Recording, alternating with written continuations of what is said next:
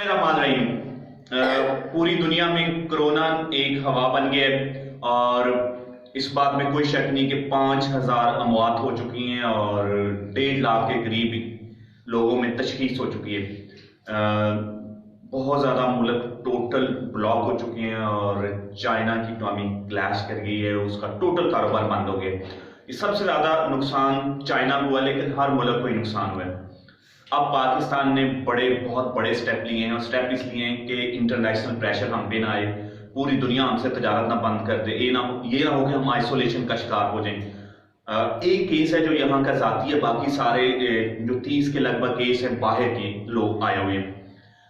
अवामी इज्तिमात पे पाबंदी है, टोटल हालों पे टोटल पाबंदी है, सरकारी तकरीबात पे पाबंदी है। 23 तारीख की जो हमारा मार्च था उसे भी मंसूख कर दिया गया। किसी ग्राउंड में तमाशाई नहीं होंगे, उनके बगैर मैच होगा। इंडिया ने अपना इतना बड़ा इवेंट कैंसिल कर दिया है।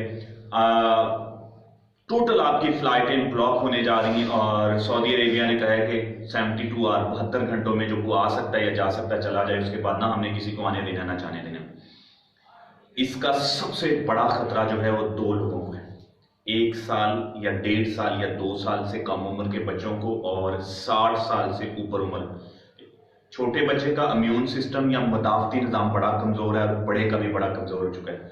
इनको बहुत ज़्यादा एहतियातों की ज़रूरत है। छोटे बच्चे के अपने खुद से गर्म पानी से साबुन लगा के बार बार हाथ धोएं। कोशिश करें कि उसकी बॉडी गर्म रहे, उसे मौसम ख़राब है ठंड ना लगे, और ख़ुद बार बार नमक डाल के सिरका डाल के गरारे करते रहें और हाथों को कम अज़ कम 10-12 दफ़ा धोते रहें, क्योंकि आप जो कर सकते हैं वो अपनी ज़ात तक करें, बाकी अल्लाह पे छोड़ दें और उससे दुआ करें। ये बहुत बड़ी आफत है, 150 से ज़्यादा कंट्रीज़ में आ चुकी है। आपके तमाम तालीमी इदारे बंद पड़े हुए हैं। आपकी पहिया जाम होने वाली सिचुएशन हो जाएगी जब पूरी दुनिया से तेल नहीं आएगा, आपकी फैक्ट्री नहीं चलेगी, कोई गाड़ी नहीं चलेगी। डेफिनेटली जब ऐसी सिचुएशन होगी तो लोग फारग होंगे।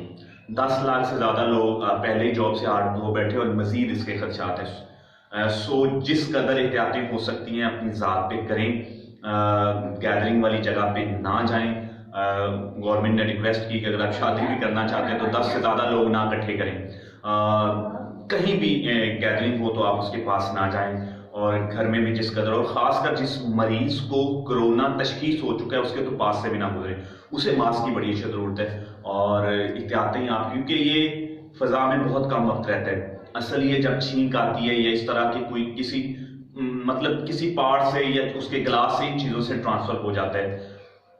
कुछ दिनों की बात है या 1 महीने तक ये की बात है। आपकी एहतियातें आपको इंटरनेशनल सतह पे भी बचा सकती हैं और आपकी कीमती जानें भी बचाएंगी। अगर आप बच गए तो पूरी दुनिया का बिजनेस यहाँ होगा। चाइना कहेगा चलें हमारे साथ मिलकर यहाँ हमारी मशीनरी को चलाएं और वो अपना मैक्सिमम सेटअप पाकिस्तान में करेगा। लेकिन अगर हम ना बच सके तो हमारा बुरा असर होने वाला है। हम पहले ही बड़ी मुश्किल से ग्रोथ करें और हमारी इकनॉमी डैमेज कर जाएगी। मैं आपसे रिक्वेस्ट करता हूँ कि जिस कदर हो सके एहतियात का दामन ना छोड़िएगा और बच्चों की और बुजुर्गों की बहुत केयर कीजिएगा और जो लोग खासकर से बाहर से आ रहे हैं उनसे मिलन मिलाप कम कर दीजिएगा।